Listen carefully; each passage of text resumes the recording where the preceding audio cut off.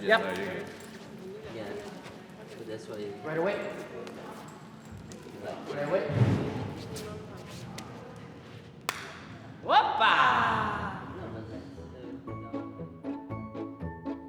Is circus the language that we need, that, that's going to bring us what we need to tell the story here? The notion of physical stakes mirroring emotional stakes, the notion that Jacob Jankowski has lost his family, his parents who were killed in a car crash, and what he's most deeply seeking is another family, another community. And circus language, ensemble circus language, is sort of the most apt form to show community and our interdependence. And so even on a very visceral and metaphorical level, just watching someone being thrown by two other people and caught by someone else, it's kind of giving us these messages of community and family. And so there's many ways in which I find that it's actually the right language for this show.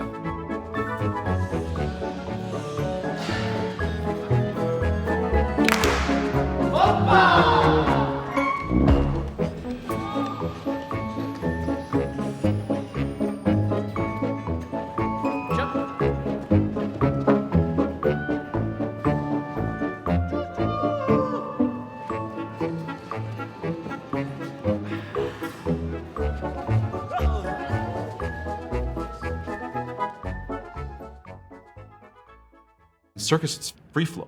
I mean, it just, musicality, sure, counts, maybe. We've got to be set up in a structure to be able to execute certain lifts and throws and, bonkines and whatnot. So finding real sort of collective cues was huge. And that became sort of the big objective for the entire ensemble. Theater is so much about language. But the circus has a kind of soul and deep, profound emotional storytelling that I never had understood before. And the life of it and the work ethic and the kind of human that circus attracts is, I will never not deeply, deeply love it and wish that I had been an aerialist, and maybe we'll make my kids become circus artists.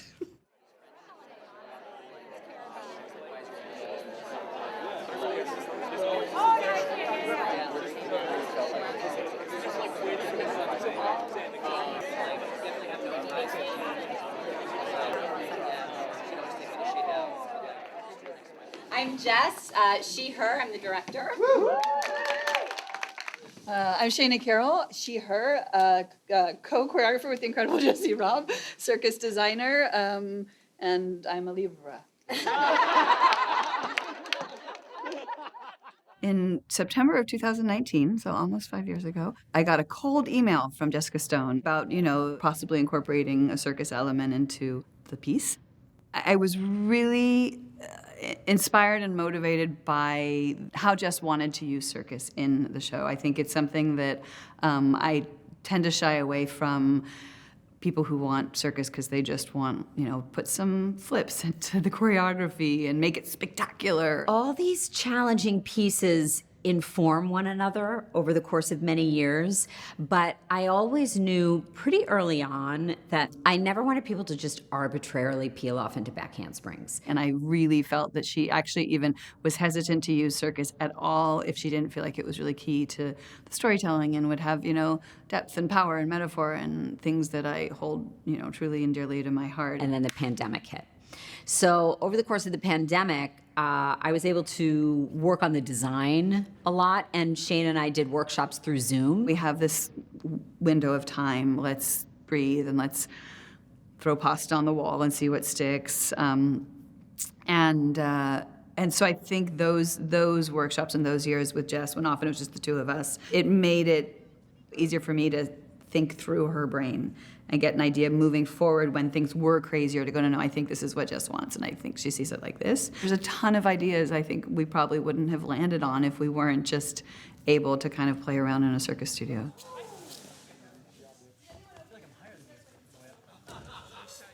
Jesse came into the process much later because it was tricky to understand just how much traditional choreo we were going to need. It took a minute. He was the final piece to the puzzle. Jess had, very clear direction and very clear ideas about where she wanted to go in space and time and what she wanted to see.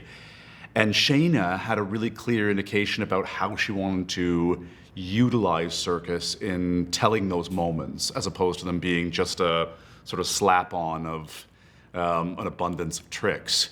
And so with those two pieces, I sort of found myself with the objective to look at how we're traversing and how the collective is moving as a whole. And so it was like, nothing was linear. It was like the dots were all in these sort of layout, and we were trying to find a navigation through all of them. His physical sensibility and his sense of vocabulary that was sort of sprinkled over all the proceedings, it really was the missing link. Good. Yeah. So just, now whatever layer Exactly, that essence of finding just the difference between when it's here and when it's delivered. When it's sinister. Exactly, that sinister linear. And when it's Yeah. Okay. But the through lines are really nice. It's looking really smooth. How's it feel? Good. I feel like now, once we get kind of the technical side You'll be able to settled, then we can kind of, Yeah. But it's looking great.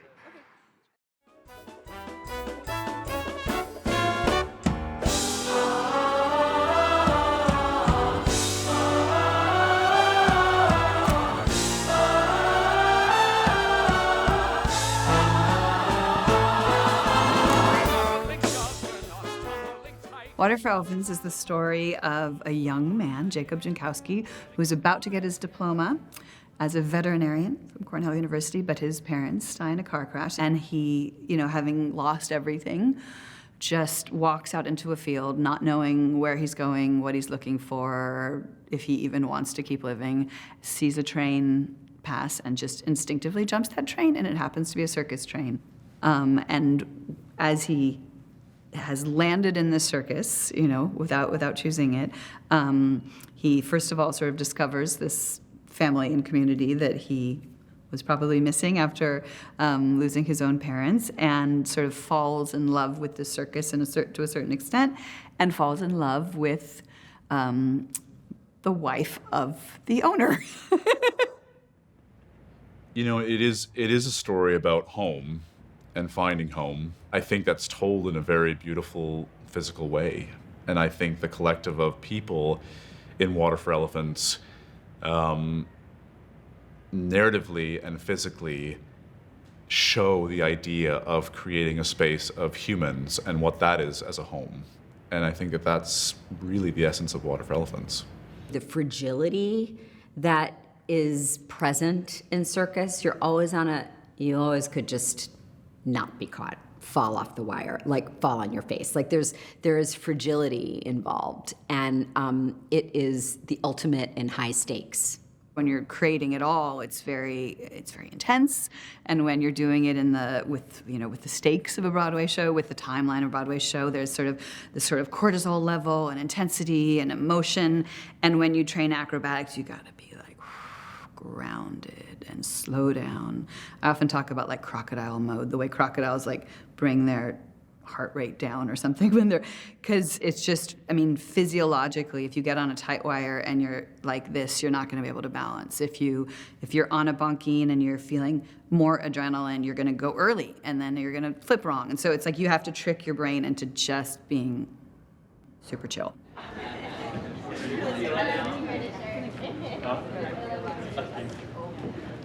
So this one, just to be clear, it's get out. It's really just Yeah, that feels good. Yay.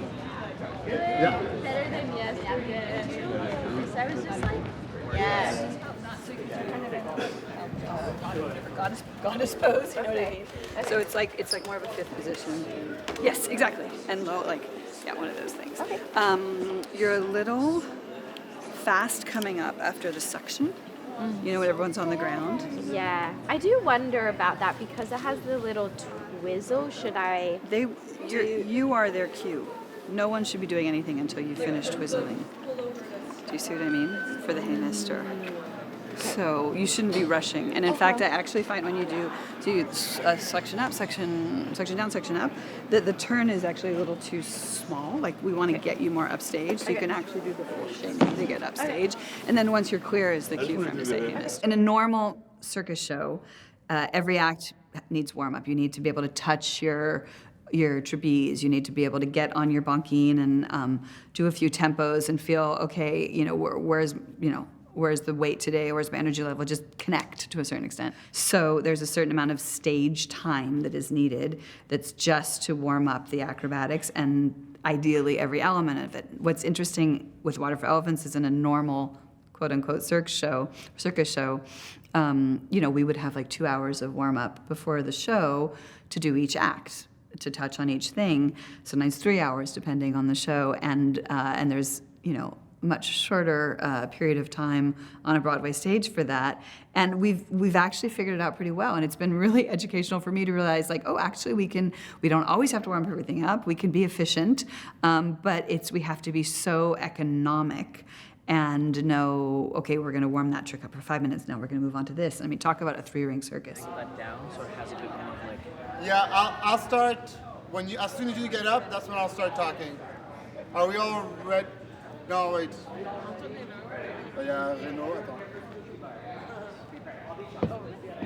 Yeah. That's beautiful. Hey, mister. Hey, mister. I'm talking to you. I'm talking to you. Are you down in the dumps? Step right Step up. right up. Right. Hey, mister, I'm talking to I'm you. talking Step to right you. up. Hey, mister, Step right up and put some wind in your sails. Hey, mister. I'm talking to you. Are you down in the dumps? Army ants in your cotton candy? Fancy a quick tickle your fancy? We got a lion named Rex and a stallion called Star. So step right up And put some wind in your sails.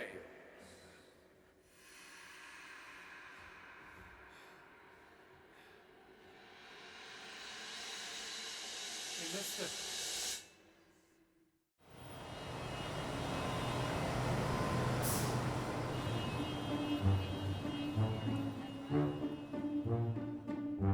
The process of putting a show together that's got cohesion with circus artists, which they really are athletes. They're athletes with soul, and dancers and actors and puppeteers. Like, the process is very different. Everybody needs something different in order to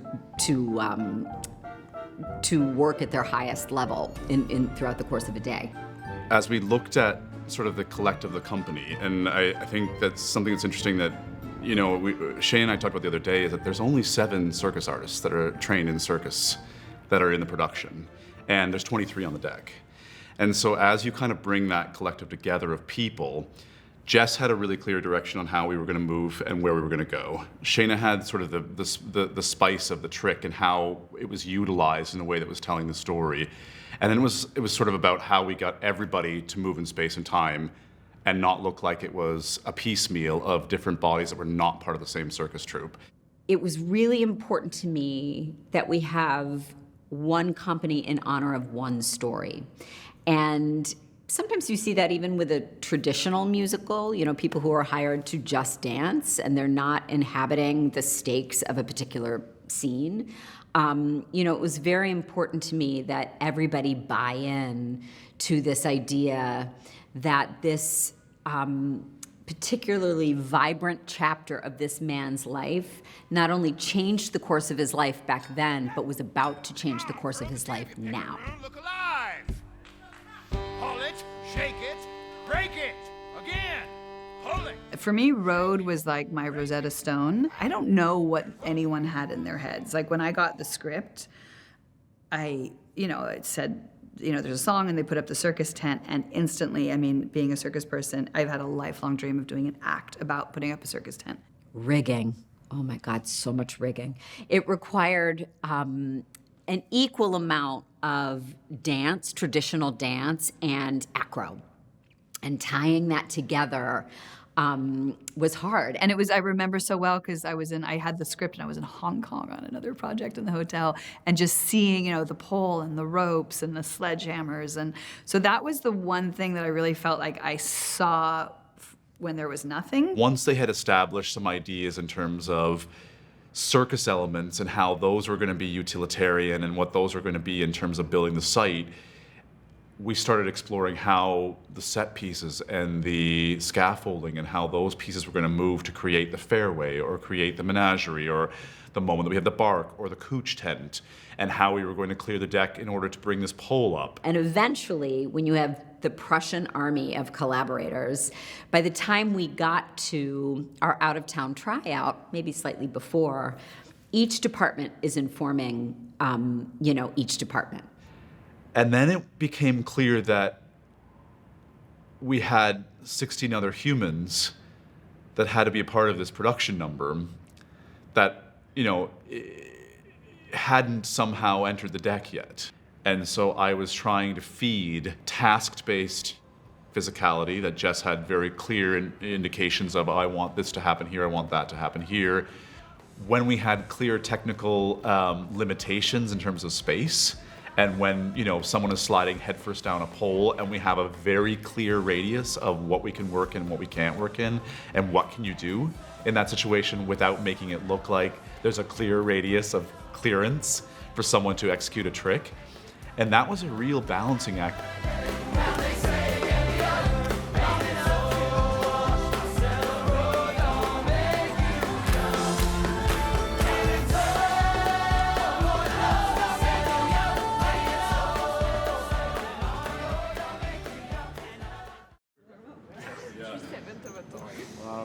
We do mathematics also at the circus. Okay, warm. I went to high school. That's it. And it was Circus High School. It was.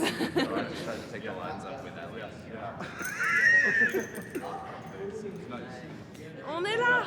Nice and easy. On est là. Bon matin, les amis. Bon matin, les amis. Quoi, le plus devant? Devant. Plus devant. Allez.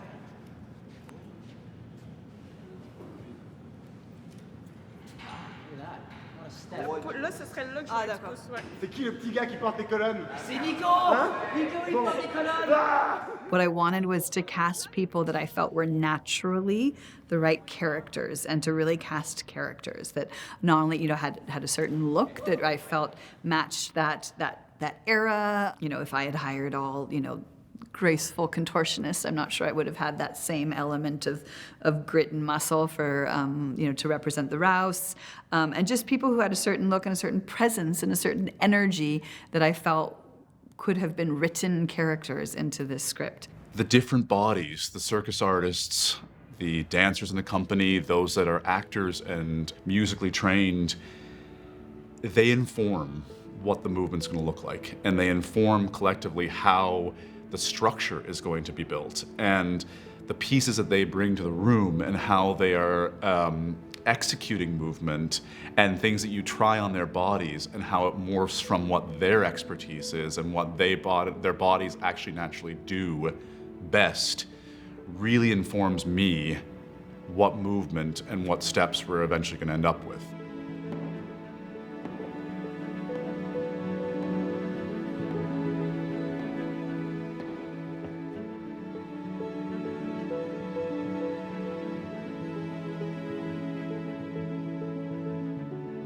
There really is a sense of,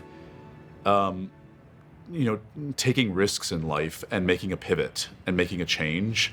And I'm hoping that in seeing this idea of Jacob and going through this journey, and the idea of him being able to leave it all behind and trust and let, fall and be able to literally physically be caught in the production, gives people a sense of that power and that ability to make change in life and not feel like you are stuck, and that you can leave and you can walk away from the past and open the door to the future and the present. I want people to walk out of there feeling something was cathartic on some level. And of course, there's different levels it could be cathartic on, and different levels that it can feel empowering and uplifting, or just that you can't even describe it, but you walk out with like oxygen and breath. This notion that it can feel empowering, that I think that's a great gift Circus brings, that you don't really know that that's what you're experiencing, but when you see someone defy laws of gravity or do something that you previously thought was impossible and you see that it's impossible, you walk away feeling like anything's possible. I'd actually never allowed myself to dream big in that way. And there were people in my corner who encouraged me and allowed it. And personally, I think what will make it special is it was the first time that I sort of pushed myself to do something that was really beyond my idea of who I thought I was. And I look at it, it makes me weepy actually. I look at it and feel really proud.